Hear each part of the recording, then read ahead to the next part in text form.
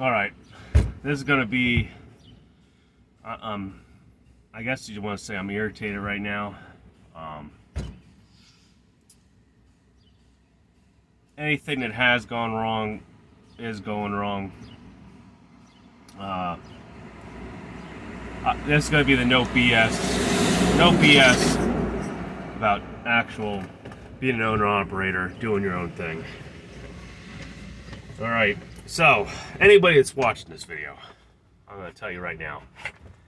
Being an owner operator, you think being a company driver or at least owner operator is a stressful, situation, or a lot of responsibility falls on you or whatnot. Buy your own truck. Buy your own truck.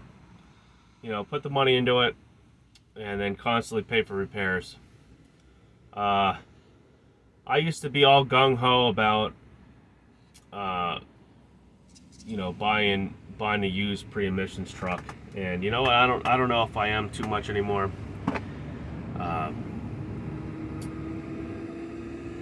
It's just I bought this truck for 25 grand. My dumbass financed it, thinking I'll save the rest of the money and pay for the little bit of repairs it's gonna have. Well, what happens, I guess, when you buy one of the most cheapest trucks in the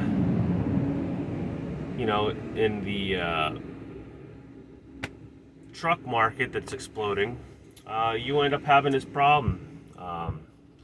You can't get anybody really to look at it because of coronavirus. Nobody has time. Shops are backed up 2 weeks. You end up looking at it yourself.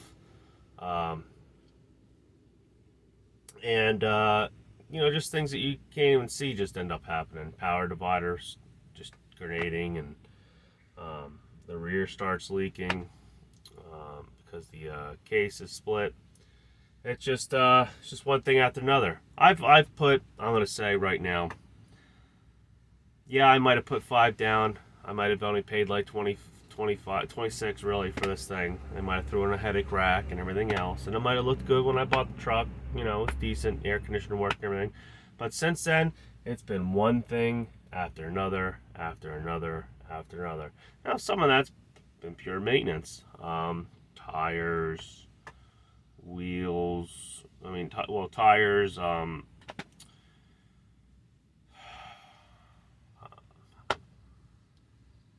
I'll tell you here in a minute. Tires, wheels, shoes, drums. Yeah, you name it, I've done it. Like I said, power divider, engine mounts that apparently aren't fixed. Either that or I have body mounts that are screwed up too. The truck's going to need bags, probably going to need shocks. Let's see what else. And the list just goes on and on and on. So I'm in this probably, I don't know, 45 grand between the purchase of the truck, which ain't paid off yet, and I put about $20,000 or plus into this thing.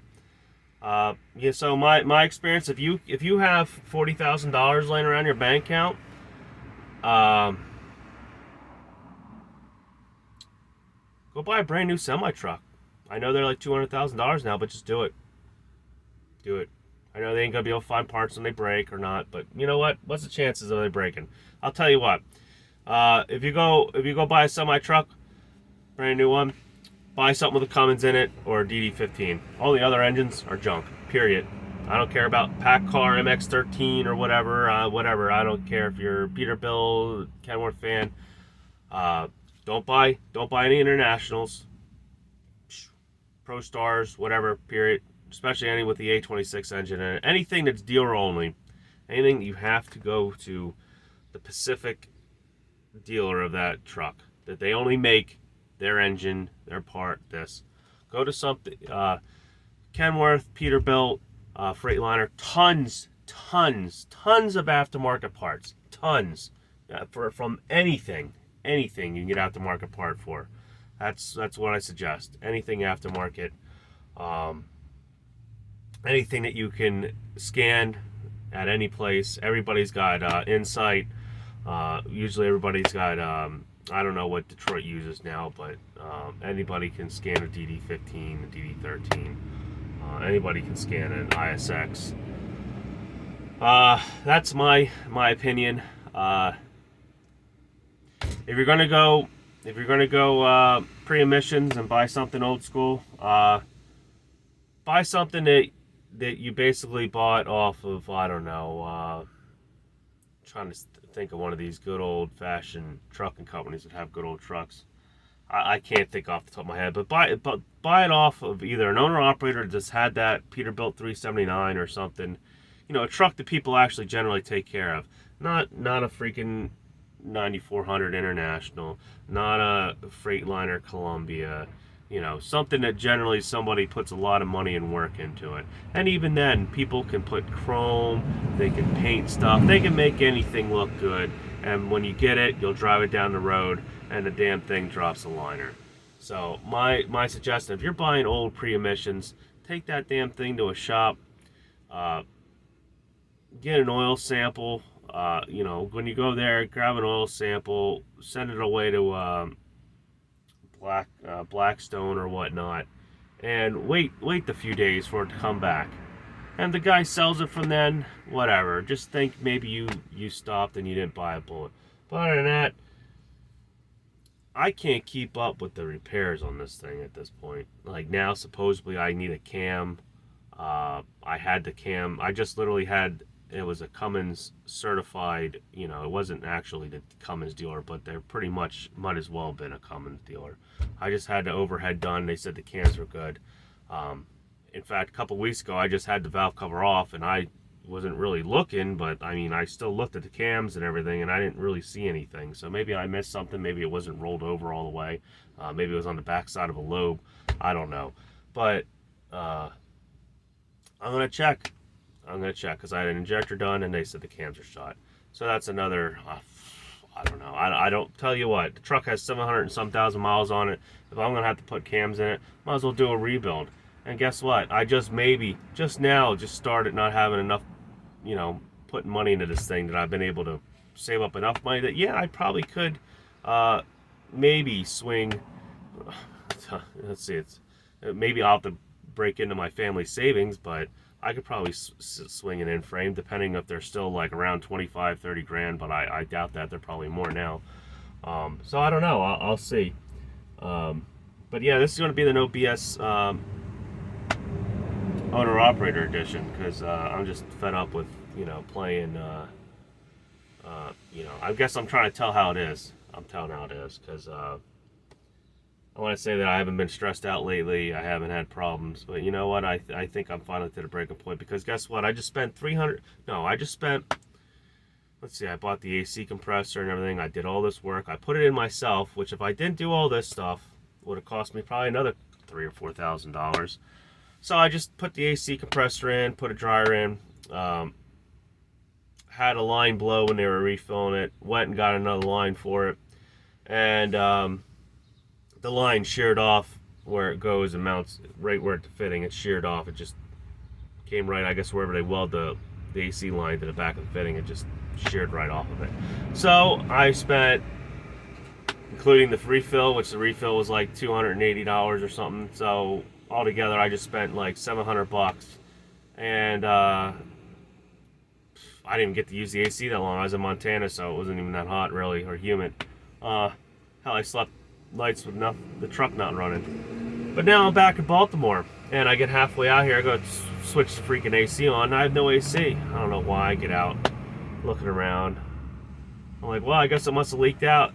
And I'm looking, and there it is by the compressor. I see it just dangling there. I pick it up. Yep, the line just sheared right off. It just shot all the Freon and all the oil out of the compressor and everything. So, I'm slightly agitated. I guess that might be one reason why I'm making this video. I just slept all night, you know, and I'm a flatbedder. So I get to basically be soaking wet in jeans, boots, and a t-shirt all day.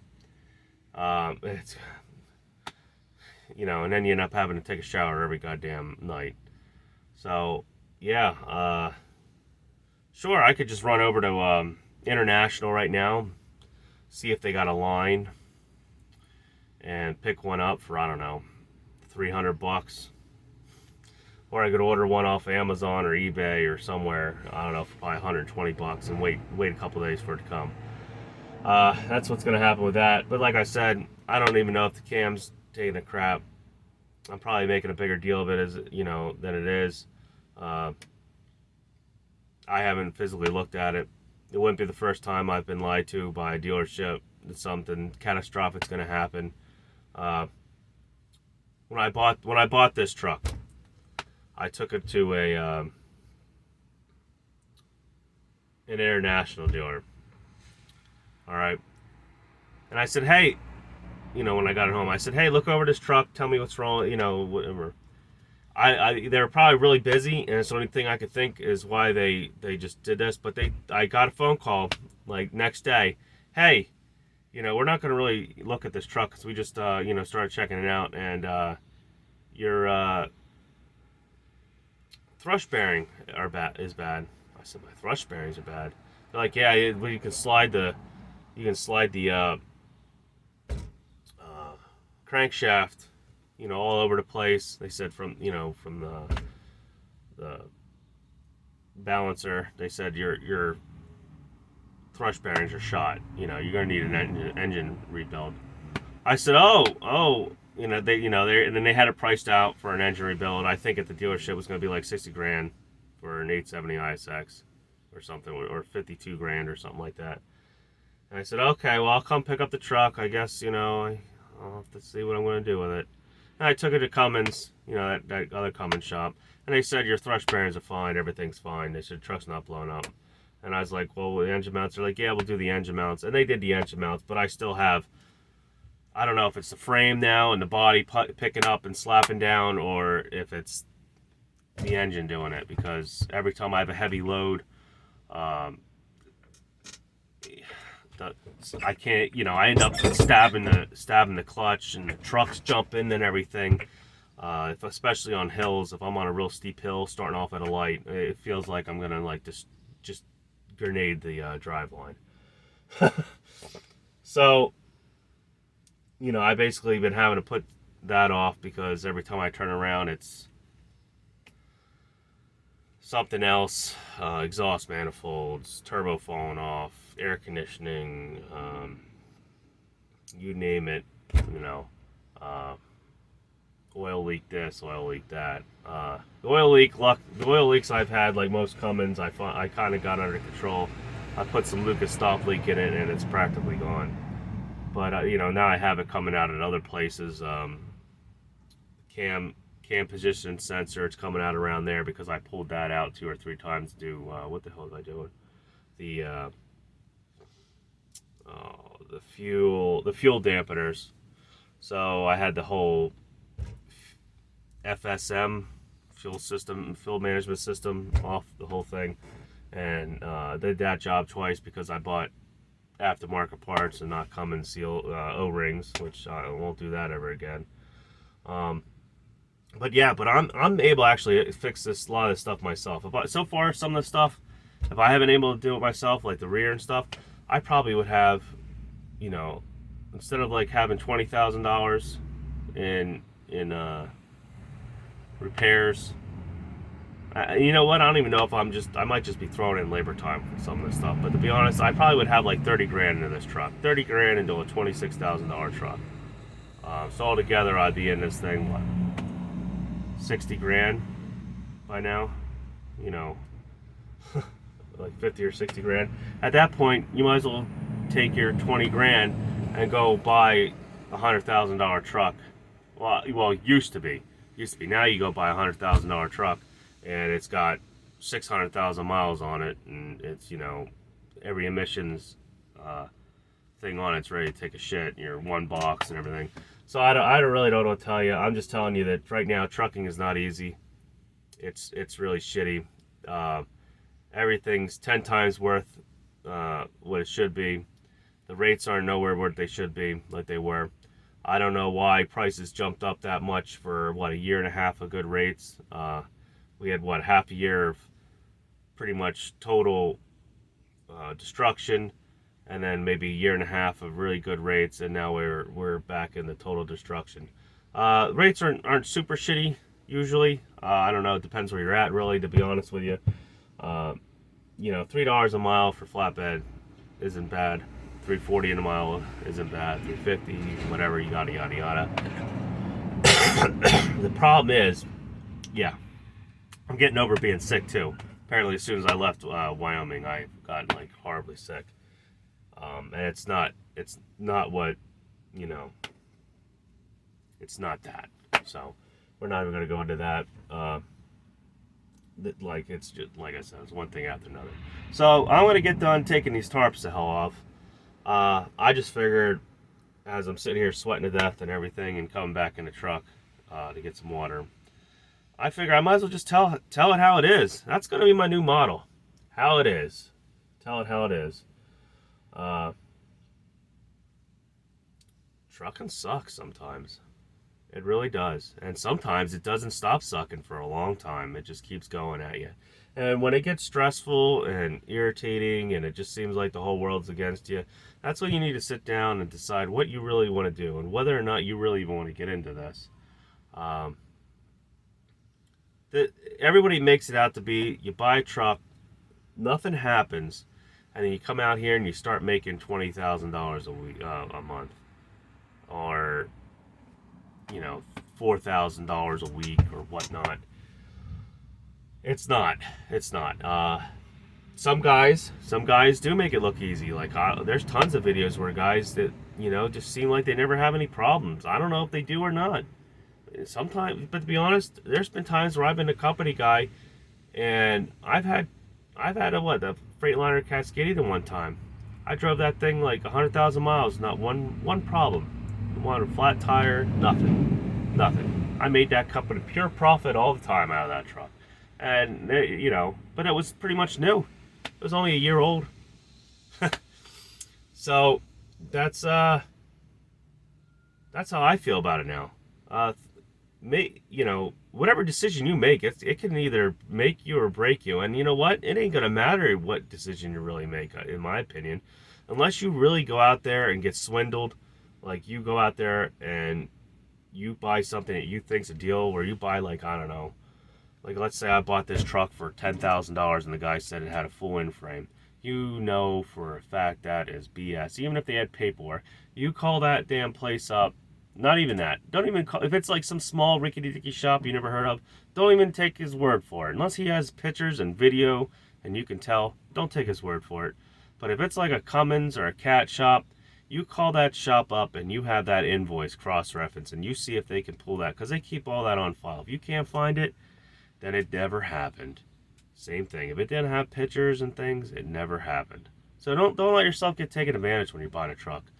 And don't think you're going to come out here.